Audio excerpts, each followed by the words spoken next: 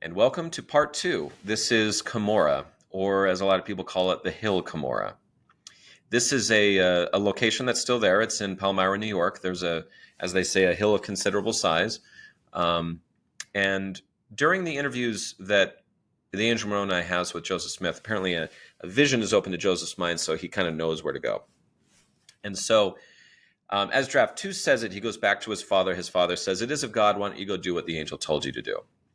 And in Lucy Mack's account, it's, "Hey, yes, it is of God. Let's go tell our family about it." And there's a whole story after that. But it's not quite so immediate in Lucy Mack's story that Joseph goes to the Hill Cumorah. Either way, he eventually goes. And this is what we get. So we get, there's a big old stone, and it's got some earth around it. And so Joseph grabs a stick of some kind, a lever, kind of cranks on it. It comes loose, and there it is. There's the Urim and Thummim, there's a breastplate, there's plates, just like the angel said. And that's from draft 2. I'll get to some of the other items in a second. But so that's the draft 2 description. I'm going to give the other descriptions. So this one's from, I believe, Oliver Cowdery. His handwriting is here. You get a stone top and a stone box that's made out of some kind of a cement. So this is what he says. Oliver Cowdery's account says, "First, a hole of significant depth, how deep I know not, was dug. At the bottom of this was laid a stone of suitable size, the upper surface being smooth. At each edge was placed a large quantity of cement, and into the cement, at the 4 edges of this stone, were placed erect 4 others, their bottom edges resting on the cement, at the outer edges of the first stone. The 4 last named, when placed erect, formed a box. The corners, or where the edges of the 4 came in contact, were also cemented so firmly that the moisture from without was prevented from entering. It is to be so observed also that the inner surface of the 4 erect or side stones was smooth. This box was sufficiently large to admit a breastplate, such as was used by the ancients to defend the chest, etc., from the arrows and weapons of their enemy. From the bottom of the box, or from the breastplate, arise 3 small pillars composed of the same description of cement used on the edges, and upon these pillars was the plates." And then for some reason he says, "I must not forget to say that this box containing the record was covered with another stone, the bottom surface being flat and the upper crowning, but those 3 pillars were not so lengthy as to cause the plates and the crowning stone to come into contact." So if I'm seeing this right, there's kind of like he kind of set all the objects up off the ground. He didn't like make a box out of stones and just set them on the bottom of it. It seems like there's also these pillars that came up. Lucy Mack says the same thing. And he sets the objects on top of it. So in a sense, he's kind of, even if water was to pool down there, it would be away from the plates. And I'm not an expert in this, but it kind of sounds like he basically built a French drain, that the water could drain out of it, but that moisture wouldn't get into the sides of the box and it would all just drain out the bottom. I don't know. That's, these descriptions are sometimes tough for me to see through. So if you got lost in that, you're with me on that. It's kind of tough. So we get some stones in this box. There's silver bows and a breastplate, and apparently the bows attached to the breastplate. And then you get the Urim and Thummim, which apparently are transparent glass. We'll get into that in a moment. And the gold plates. And all these things were put together. There was also, it seems to me, the sword of Laban was in there. That's in a lot of accounts. And another account, which I'll show later, maybe there were other records as well in there. So there's more than just 2 items in there. So it might seem like, there's a Urim and Thummim and, maybe 3 items. The Urim and Thummim, a breastplate, and the plates. But apparently there was more to it than that. And we actually get that in a canonized scripture called Doctrine and Covenants, section 17. So here it is. He lifts it off, and there it is. And there's some other stuff in there. And if you remember in Joseph's 3rd visit, which was repeated to him again in the 4th visit, do not sell these for money. Don't use these for money. So this is from Oliver Cowdery's history. And in draft 2, it says, "I was prevented by the angel from taking the plates because the time was not yet arrived." We get a lot more detail from an Oliver Cowdery history. Quote, "On attempting to take possession of the records, a shock was produced upon his system, by an invisible power which deprived him in a measure of his natural strength. He desisted for an instant and then made another attempt, but was more sensibly shocked than before. What was the occasion of this he knew not. There was the pure unsullied record as had been described. He had heard of the power or enchantment of 1,000 like stories which held the hidden treasures of the earth, and supposed that physical exertion and personal strength was only necessary to enable him to yet obtain the object of his wish. He therefore made the third attempt, with an increased exertion.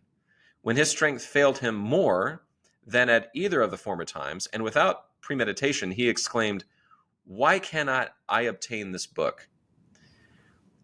"Because you have not kept the commandments of the Lord," answered a voice. Within a seeming short distance, he looked, and to his astonishment, there stood the angel who had previously given him directions concerning this matter. And a very interesting thing happens here. So Moroni comes and basically shocks him and says, no, no, no, no. Your heart's not in the right place, apparently. Oliver Cowdery offers this, which is repeated in the Wentworth letter and a couple of others. So this is a publicized account at the time. What Oliver Cowdery here is writing, by the way, is in the Times and Seasons. We have the original handwriting, but it was published in the church's newspaper at the time. And it says, quote, "At that instant, he looked to the Lord in prayer, and as he prayed, darkness began to disperse from his mind, and his soul was lit up as it was the evening before. And he was filled with the Holy Spirit. And again did the Lord manifest his condescension and mercy. The heavens were opened, and the glory of the Lord shone round about and rested upon him. While he thus stood gazing and admiring, the angel said, 'Look.' And as he thus spake, he beheld the prince of darkness, surrounded by his innumerable train of associates.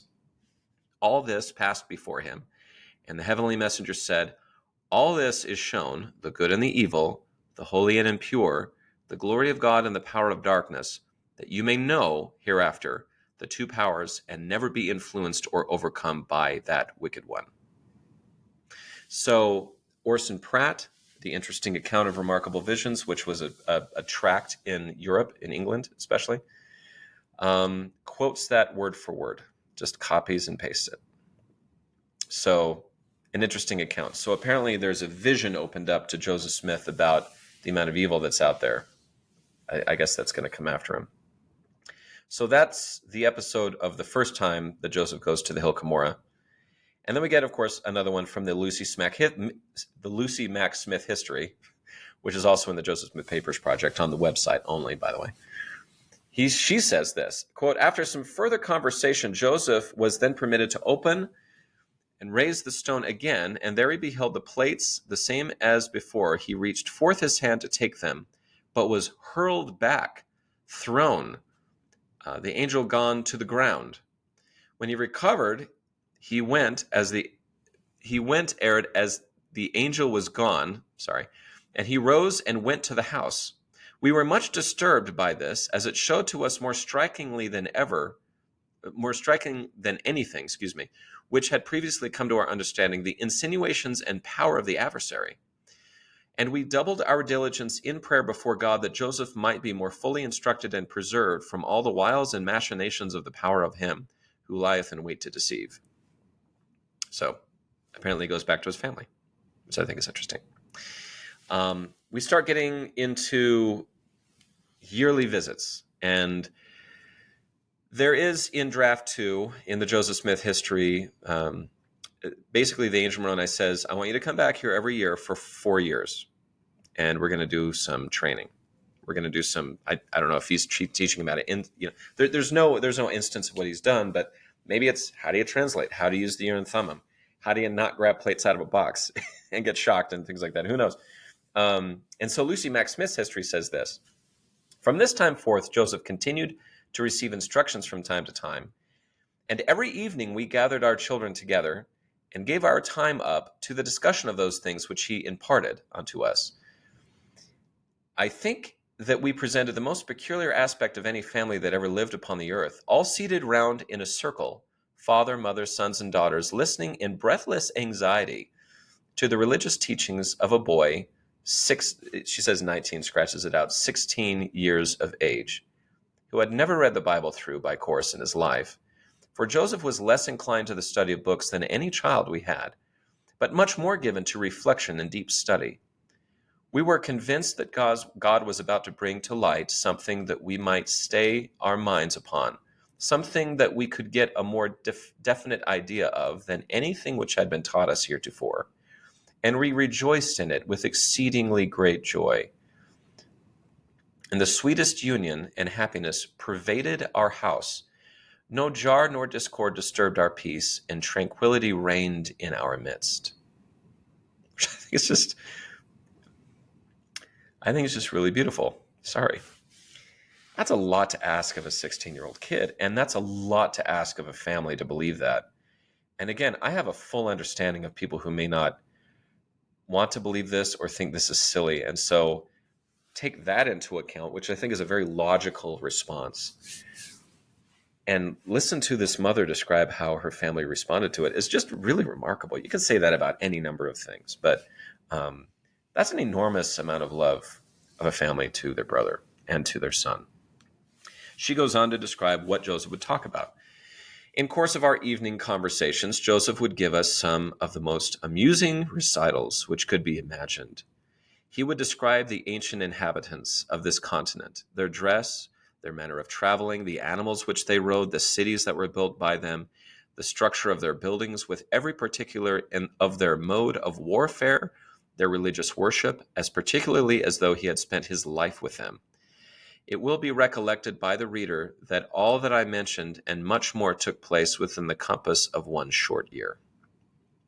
So I've included it in this part because I believe, according to this record, that a lot of this happened within that first year of the 4, in between when Joseph first meets Moroni in his bedroom that night, all the way through to when he receives the plates in 1827. So that's part 2. That's the hill Cumorah. Again, going to get into some details a little later about some of the objects that were in there, but hopefully a bit of a precursor to a very touching story about a very, very loving family and a very important family to the Latter-day Saint and to the Community of Christ movement. So that's part 2. We'll move on to part 3, which is 4 years later.